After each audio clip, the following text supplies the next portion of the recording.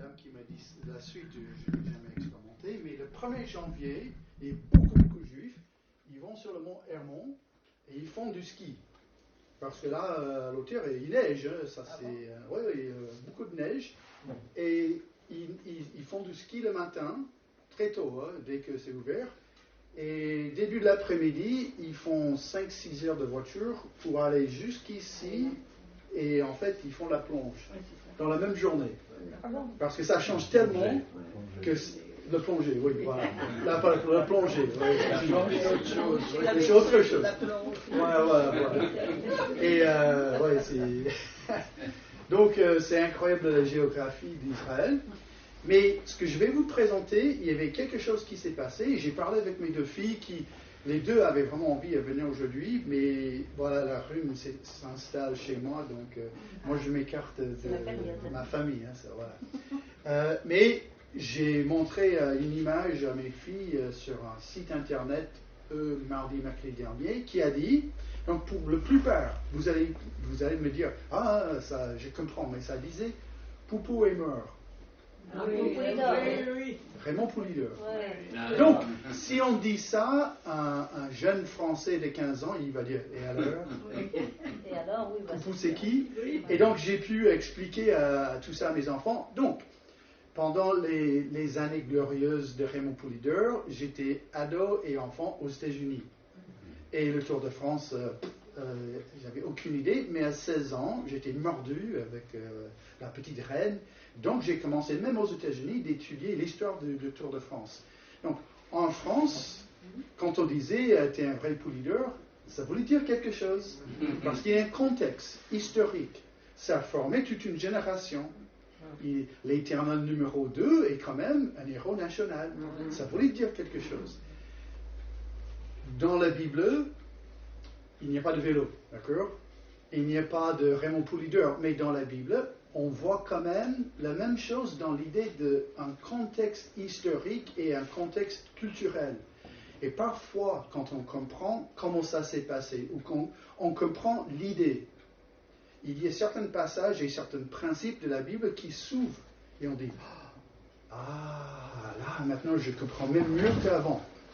Et surtout, dans un sens, et je ne vous demande pas de me dire les 2 derniers messages que j'ai donnés, parce que entre moi, Stéphane et Gilbert, et parfois Jérémie, ça fait un peu des petits écarts. Donc même moi, parfois, j'oublie ce que j'ai prêché dimanche dernier, donc ça arrive. Mais j'avais envie, avant que je revienne à un Thessalonicien, de donner quelques messages sur l'idée d'épreuve, de souffrance, de ce que Dieu fait. Donc, la dernière fois, j'ai pris Hébreux 12 avec l'éducation de Dieu. Et parfois, on passe par un moment compliqué, mais ce n'est pas juste un châtiment où Dieu se fâche et nous tape. Non, c'est une éducation qu'il nous donne. Et là, je vais prendre un concept pour vous aider dans le sens de l'encouragement. Qu'est-ce que Dieu fait continuellement dans nos vies?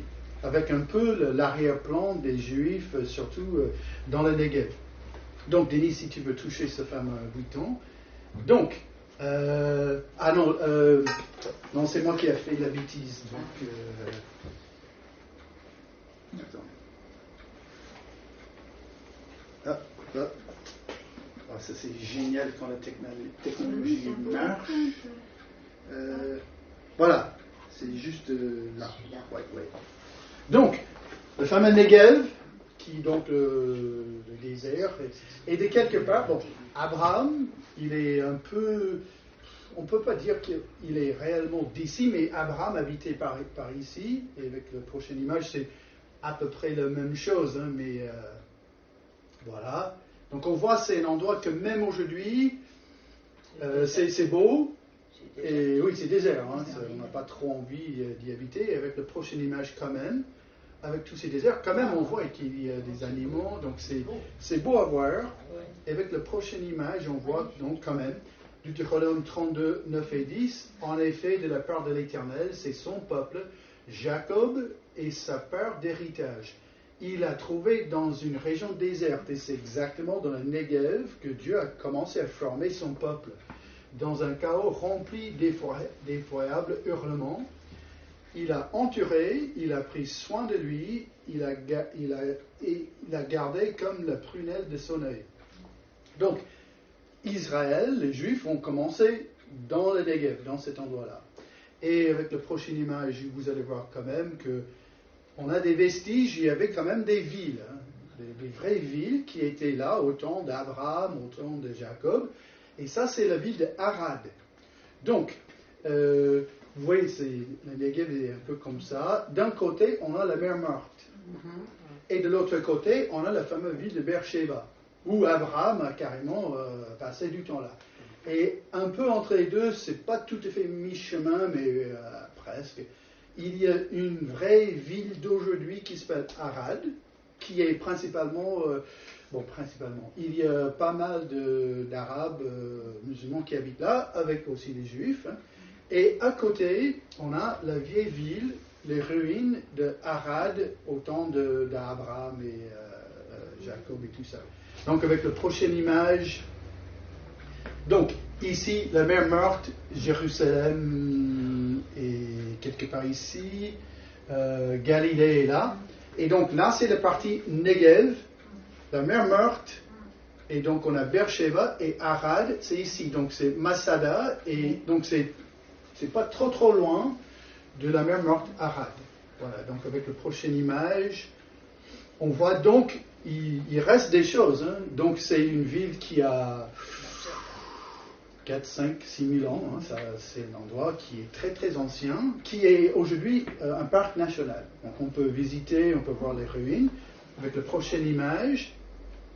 Donc c'est quand même dans la Bible, hein, le roi d'Arad, un Cananéen, qui habitait le sud, a appris qu'Israël venait par la route d'Atrim. Il combattait Israël et amena des prisonniers. Nombre 21, 1. Donc, cette ville est même dans la Bible. Donc, on sait que c'est un endroit qui existe. On a la preuve aujourd'hui. On a aussi les versets de la Bible qui parlent d'Arad. Voilà, donc la prochaine image. Quand on visite le site, c'est énorme. Hein, on peut voir plein de choses. Il y a même ce qu'ils considèrent comme un ancien temple qui ne devait pas être là. Le temple, ça se trouve à Jérusalem, pas à Harad.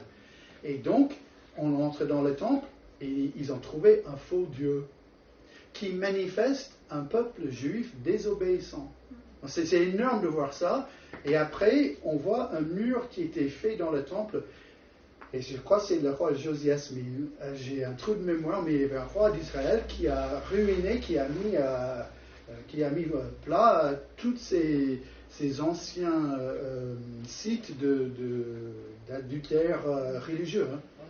Donc, mais à Harad, on entre dans les vestiges et on trouve la maison. Et il y a un panneau qui dit la maison.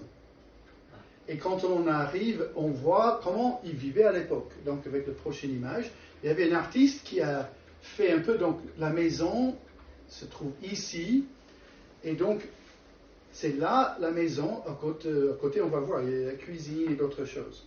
Donc avec la prochaine image, on voit cette maison qui est là, voilà le petit panneau, et avec la prochaine image, on entre dedans. Donc, c'est la maison de la famille, et on ne sait pas qui.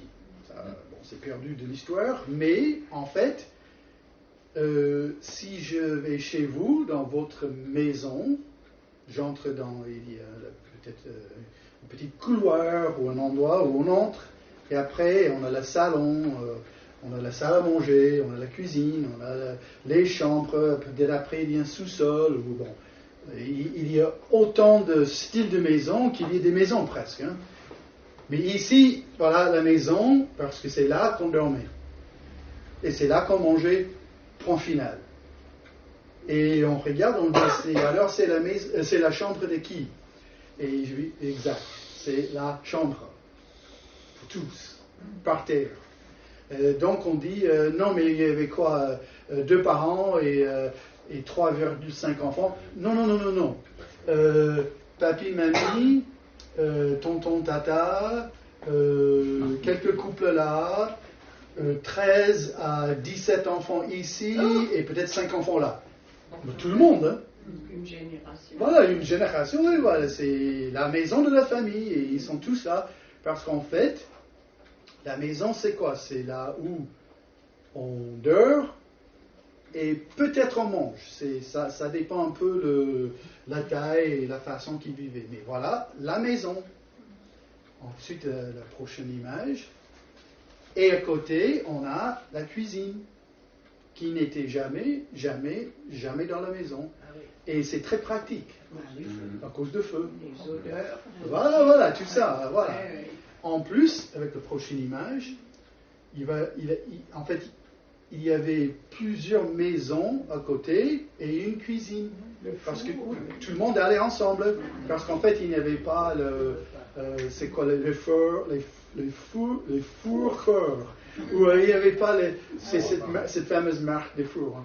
Il n'y avait pas tout ça. Il n'y avait pas d'électricité. Donc, c'était bien gentil pour une dame de se lever très tôt pour commencer le feu. Et c'était un tour de rôle. Et comme ça, ils partageaient le même endroit. Donc, tout le monde faisait la cuisine. Avec la prochaine image. Dans une manière ou d'autre, il y a, dans un certain sens, ça existe même aujourd'hui. Donc ça, c'est les nomades. Hein, donc c'est pas exactement la même chose de la vie d'Arad, mais la tente de la famille. Tout le monde est là ensemble, sauf on voit que c'est que des garçons. Donc bon, ça, c'est autre chose. C'est pas tout à fait juste. Mais et avec la prochaine image. Donc là, ça, c'est pris d'un livre qui parle du temps plutôt de Jésus, mais ça n'a pas trop changé. Donc on a 2 maisons familiales.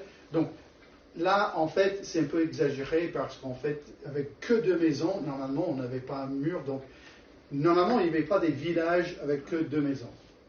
Mais on a les maisons où ils dorment. Bon, en fait, souvent, ils dorment. L'été, ils dormaient sur le toit. L'hiver, ils dormaient dans la maison. Le sous-sol, c'était souvent une espèce de grange, une espèce des animaux. On a la cuisine, là, donc le four. Donc, avec la prochaine image, voilà, encore, c'est un dessin, mais c'est un peu même plus proche du temps de Jésus. C'était certainement un peu comme ça aussi, à un moment donné, à Arad.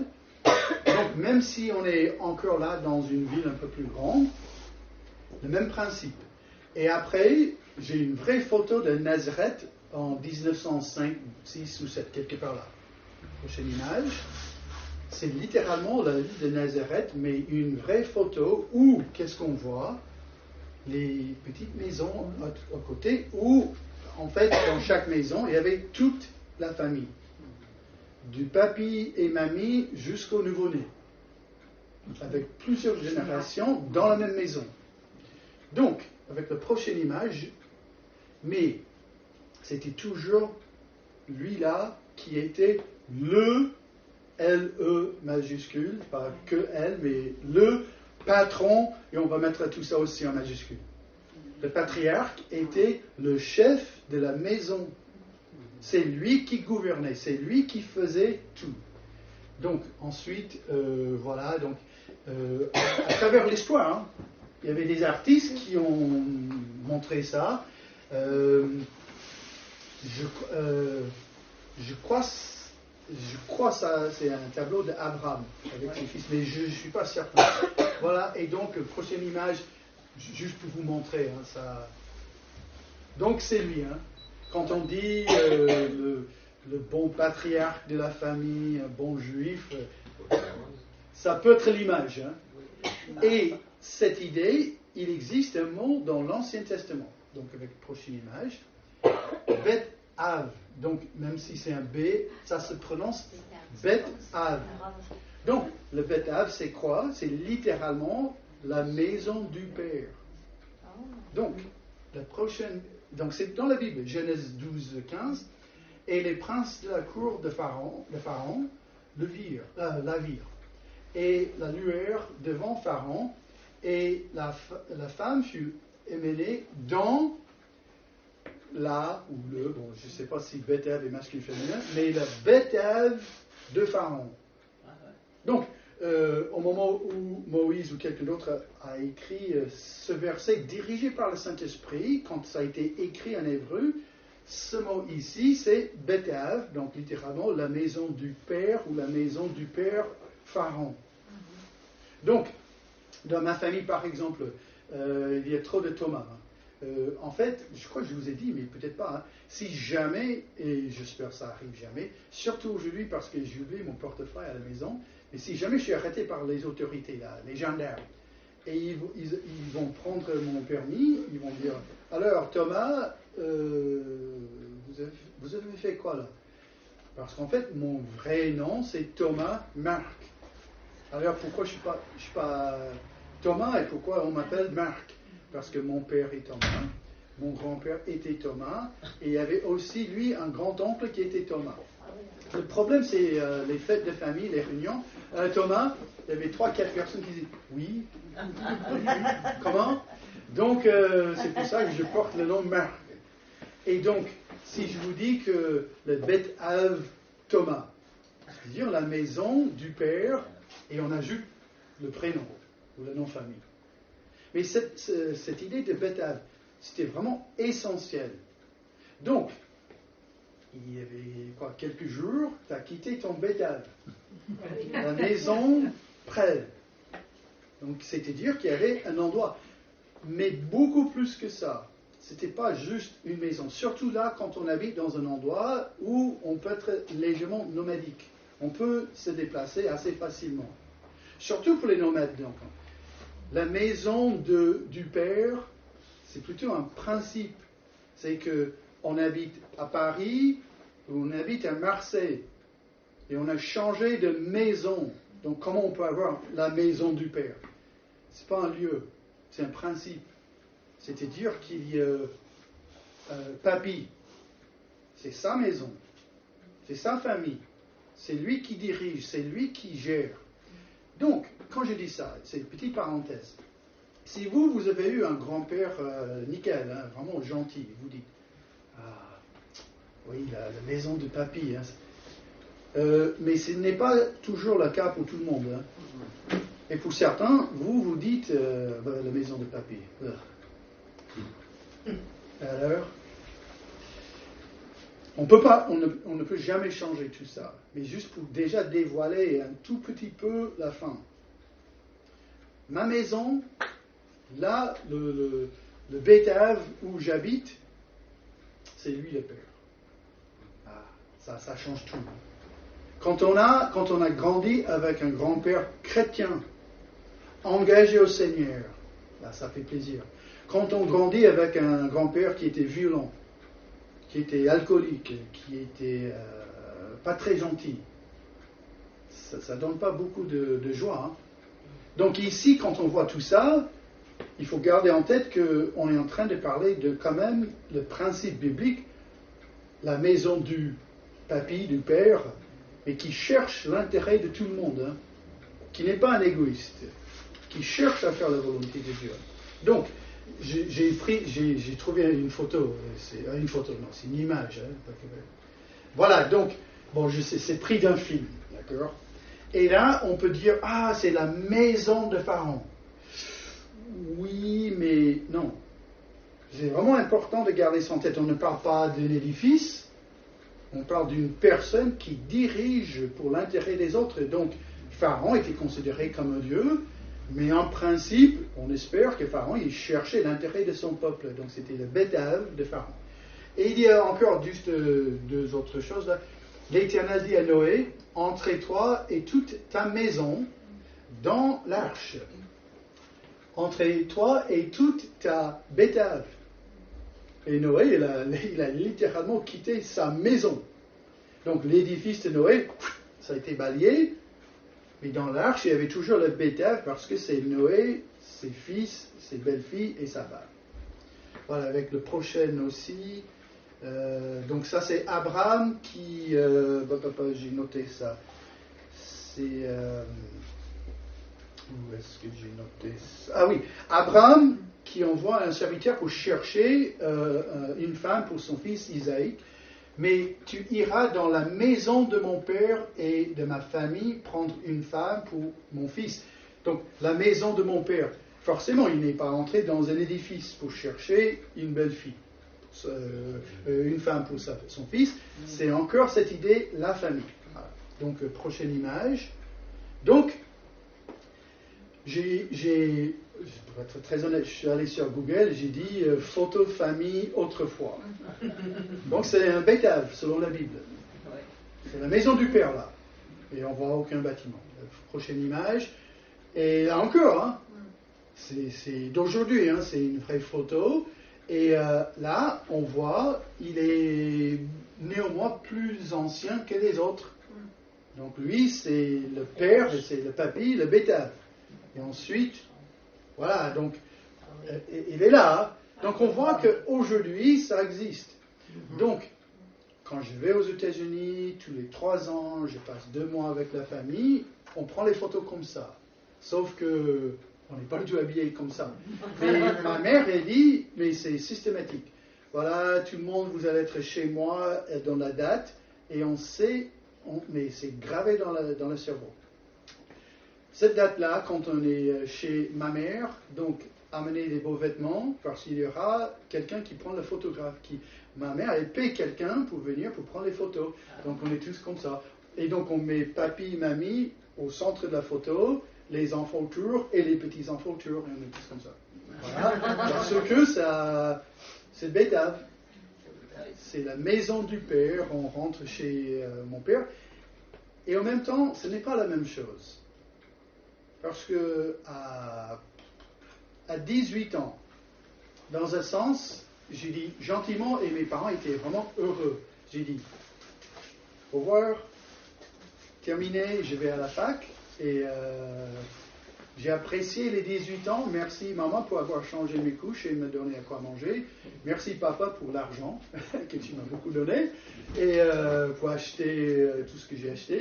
Et je suis parti pour faire mes études. Mais je retournais Noël, Pâques, mais et j'oublie l'âge que je me suis marié, mais 23, 24 ans. En maths, je suis nul, mais vraiment. L'histoire me fascine, la maths. Donc, à un moment donné, je me suis marié, et là, j'ai dit, ciao. C'était fini. Et mes parents étaient très, très contents. Ouf, t'as trouvé une femme, vraiment t'as la chance, parce qu'on craignait un peu, mais... Et j'ai fondé ma propre famille, et je suis devenu le pétale, voilà. Mais pas ici. On se mariait, il y avait toujours papy qui gérait. Parce qu'avec la prochaine image, le grand-père ou le patriarche dans sa maison, il y avait un mot en hébreu, il était appelé le Goal. Donc, pour certains, il dit Goal ou Goal. Donc, bon, mon hébreu est quasiment non existant. Donc, vous dites ça comme vous voulez, mais moi je veux dire Goal. Le Goal, c'est aussi un mot biblique. C'est un mot qu'on trouve dans la Bible. Donc, on a le principe de tout le monde ensemble, avec papa au centre, pépère ou papy. Et ça, c'est le bétave, c'est toute la maison. Et il portait, le patriarche, un nom, le Goal, qui est aussi un verbe. Donc, il est le Goal qui fait le Goal. Donc, on va voir ce mot assez rapidement. C'est traduit d'abord racheter. Donc, il y avait aussi dans certaines prières, Didier t'a cité ce mot quelquefois. Donc, mais le Goal, racheter, ça veut dire quoi? Il y avait des choses très précises. Déjà, épouser la veuve d'un frère pour lui engendrer un enfant. Il est dans Lévitique, le mot Goal est employé pour ce principe-là. Sinon, racheter de l'esclavage, racheter une terre, racheter... Donc c'est Dieu étant rédempteur. Donc on va voir que Dieu est appelé aussi, lui, le Goal. Et racheter donc Israël de l'esclavage ou Israël d'exil. Donc je vais vous montrer quelques versets. Donc dans Lévitique 25, si ton frère devient pauvre et vend une portion de sa propriété, c'est lui qui a le droit de rachat. Donc 1, 2, 3 mots pour notre mot Goal. Voilà. C'est lui qui égale son plus proche parent, viendra et rachètera ce qu'il a vendu son frère. Donc c'est une obligation financière, le Goal. Donc, la prochaine image, ça a été fait d'abord pour Étré, d'accord? Donc tu connais Denis Antafili. C'est un couple dans notre assemblée. ils ont 3 garçons. Donc Nathan, Timothée, Arnaud. Arnaud, il est l'aîné. Donc quand j'ai montré cette photo, il y avait les 3 garçons présents dans l'assemblée. Ils étaient un peu choqués. Après, ils ont rigolé, mais après, ils ont compris. Donc, si on a ici 3 garçons juifs à l'époque d'Abraham ou de David, le roi David, il est le plus jeune, il est le plus ancien. Donc, à un moment donné, il prend sa part d'héritage de son père, ou le papa est décédé et le père est décédé, il devient le Goual, le plus ancien. Et son petit frère fait une bêtise. Il achète une entreprise et ça tombe en panne et ça tombe en faillite et il est endetté. Et qui va payer la dette? En France, aujourd'hui, lui, sauf le Goual, il dit, mon frère n'était pas extrêmement intelligent, mais c'est mon frère. Et il endettait 25 000 euros, donc c'est dans la poche à gauche, voilà, donc il garde de l'argent de la famille. C'est exactement ce qu'il dit dans le Lévitique. Moi je dis ouf parce que je n'ai pas de frère, mais j'ai 2 sœurs. Et je peux être le Goual. Et de quelque part on dit, ok d'accord, pour les Juifs, pourquoi pas, mais aujourd'hui, ce système, ça ne m'intéresse pas trop. Et peut-être vous dites, en regardant mes frères et mes sœurs, je suis vraiment content que ça n'existe pas aujourd'hui. Mais la chose, c'est que c'est ancré dans la société, c'est ancré dans la tête. Lui, il ne se plaint pas parce qu'il sait qu'il était confié le bien, l'argent, le compte pour aider les autres. Parce que lui, à un moment donné, était aussi dans la famille avec soit son père ou soit son grand-père comme Goual. Vous imaginez si vous avez ce système et vous vous dites d'abord, je ne veux pas faire de bêtises, je ne veux pas être endetté, mais si jamais, en faisant ce que je croyais était une bonne chose, je tombe en panne, j'entre dans un moment difficile, j'ai un Goual, j'ai un rédempteur, j'ai quelqu'un qui est toujours là pour sauver ma peau, toujours pour me dépanner, toujours pour être là, que je ne tombe pas en ruine, que je ne tombe pas en dette, que je ne tombe pas dans n'importe quoi. C'était ça le système. Et lui était content parce qu'en fait, il profitait d'avoir toutes les possessions, profiter. Je ne dis pas profiter, mais en fait, il voyait quand même les bonnes choses de ce qu'il a reçu, mais comment il a pu aider la famille, parce que c'est donné de génération en génération. Donc, très rapidement, mais c'est vraiment une petite parenthèse que je profite quand même dans ma vie. Les 2 côtés, ma belle famille et ma famille. Je suis carrément certain que je ne serai jamais ni SDF ni abandonné. Parce qu'on avait déjà, parlé entre nous, mais on est toujours là les uns pour les autres. Donc si jamais j'avais un vrai problème, un vrai souci financier, je sais déjà parce que moi j'ai déjà vu comment ça se passe dans la famille. On est là. Et on ne pose pas trop de questions.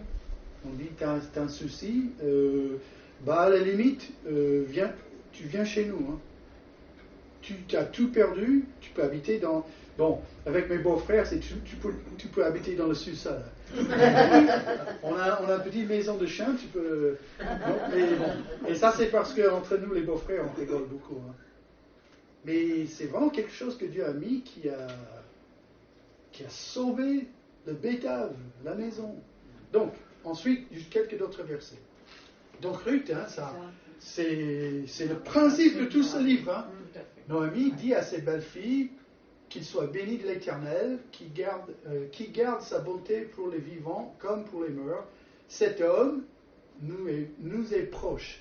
Lui dit encore Noémie, il est un de ceux qui ont droit de rachat sur nous, qui ont le Goual. Et qui a sauvé Naomi et Ruth, Boaz, qui était le Goual, qui est une image de Jésus. Et d'ailleurs, grâce à lui, Ruth et le Seigneur, on a Jésus. Si on suit la généalogie. Ensuite, juste un autre verset, Psaume 19, 15. Reçois favorablement les paroles de ma bouche, on le chante, hein, et la méditation de mon cœur en ta présence, ô Éternel, mon rocher et mon Goual. J'espère que ça change aujourd'hui la façon que vous allez changer, psaume 19-15. L'Éternel est mon Goual. Il est quoi? Il est le centre, il est le patriarche de la maison. Il est la personne qui est toujours prête de me sauver de mes bêtises. Il est toujours la personne qui va payer mes dettes. Il est toujours la personne qui va faire tout ce qu'il faut que je ne sois pas en détresse et dans la ruine. L'Éternel. Mais en fait, la Bible va un pas de plus. Christ est notre Rédempteur, notre voile. Donc, mais on change un peu là, parce qu'on était en train de parler de l'Ancien Testament, qui est écrit dans la langue hébreu. Quand on dit Christ, Rédempteur, on entre dans le Nouveau Testament, qui n'est pas écrit dans cette langue-là, c'est une autre langue. D'accord? Sauf, au temps de Jésus, il y avait une Bible, une traduction de l'Ancien Testament, qu'on appelle le Septante. Donc c'était une traduction de l'Ancien Testament écrit en grec. Donc c'est-à-dire qu'ils ont pris tous ces mots de l'Ancien Testament et ils ont choisi les mots en grec qui correspondaient, et comme ça c'est une traduction de l'Ancien Testament. Et chaque fois qu'on voit le mot Goual, c'est traduit comme rédempteur ou racheté dans le Nouveau Testament. Donc on voit il y a un lien. Donc quand on voit ça, quand on voit ce principe de l'Ancien Testament, il y a une personne, il y a le patriarche, le rédempteur, la personne qui est là pour nous sauver, pour nous aider, pour faire tout ce qu'il faut, qu'on soit vraiment à l'aise, confortable et bien dans la famille. On voit toujours les mots employés correspondent exactement avec ce que Jésus fait pour chacun de nous. Donc je vais vous montrer quelques images là. Tite 2,14. Jésus, s'est donné lui-même pour nous, afin de nous racheter de toute iniquité. Racheter là, c'est exactement, parfaitement bien le même principe d'un Goual. Qu'est-ce que Jésus a fait pour moi? Il a payé le prix de mes dettes de péché, de mon iniquité, du mal que j'ai fait. Jésus-Christ nous a rachetés, encore exactement la même chose, de toute iniquité, et l'obtient en se donnant lui-même pour nous. Autrement dit, il fut le rançon de notre rédemption de toute iniquité. Le principe dans l'Ancien Testament, c'était un seul qui payait le prix, un seul qui sauvait tous les autres. Jésus fait exactement ça. Mais vous voyez, nous on a cette notion, cette habitude de dire Jésus m'a sauvé de mes péchés. Alléluia. Hein? Je suis très calme aujourd'hui. On est content, on est Mais quand on commence à voir le principe d'un Goual que Jésus prit exactement sur lui, l'idée, ça va tellement plus loin. C'est-à-dire que Jésus, il me fait entrer dans sa maison. Et qu'est-ce qu'il fait dès que je suis entré dans sa maison? Il paie mes dettes, il s'occupe de mes besoins. Il pense à moi. Il est toujours là. Est-ce que je peux tomber en ruine avec Jésus? Non. Il est toujours le Goual de ma vie. Il est toujours là pour moi. Tout est fait comme Dieu a fait physiquement pour les familles en Israël à cette époque-là. Christ fait la même chose pour moi. Je vais vous montrer d'autres preuves. Apocalypse 5,9. Il chantait un cantique nouveau en disant: Tu es digne de prendre le livre et d'en ouvrir les sceaux.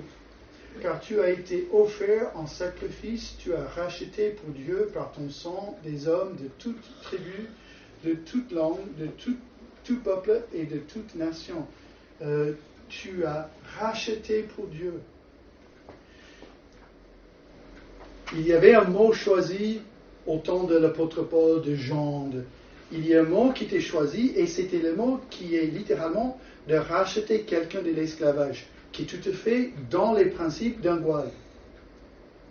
Mais vous voyez l'énormité de cette idée-là. J'étais esclave à mes péchés. Mais il y avait autrefois, en Europe, aux États-Unis, dans d'autres coins de la planète, les vrais esclaves. Il y avait aussi, en même temps, certains petits mouvements, pas excessivement connus, mais des chrétiens qui ont fait de récolte de l'argent. Ils ont pris littéralement des offrandes pour aller sur le marché d'esclavage pour acheter quelqu'un qui était à vendre. Ils ont acheté cette personne pour dire, voilà, je te libère. Et l'ex-esclave, il dit quoi? Oui, mais demain, mon patron, il faut que j'aille où pour travailler pour toi?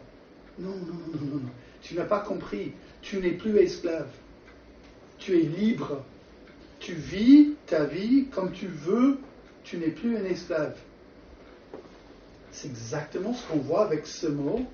Mais encore quand on prend le principe d'un voile. C'est-à-dire, ce n'est pas juste que Jésus m'a libéré.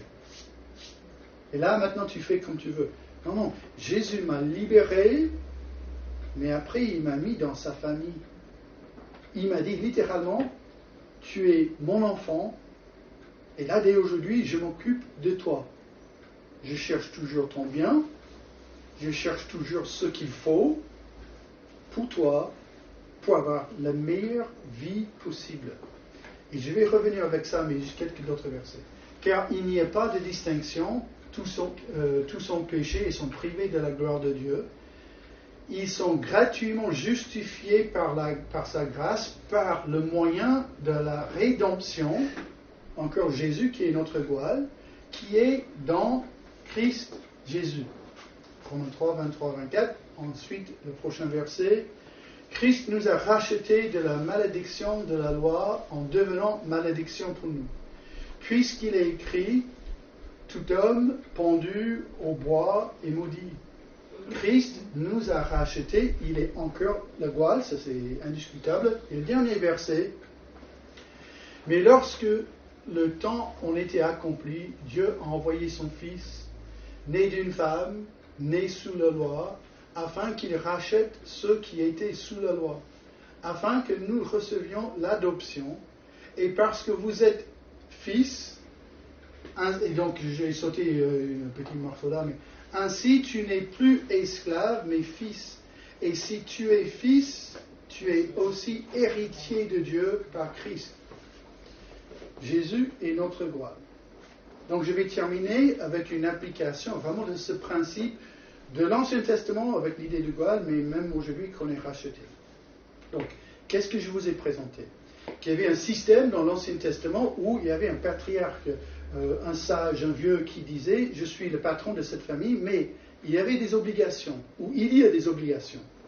Vous tombez en ruine financièrement, moi je suis là pour vous. Il faut combien je fais un chèque, il faut combien?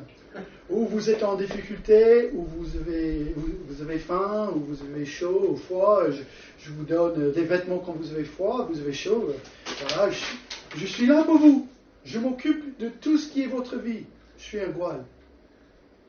Et la Bible nous présente que Jésus a pris aussi cette position. Jésus est devenu notre rédempteur. Et on voit l'idée, le principe d'un voile. Jésus est là pour tout. Il nous sauve de nos péchés.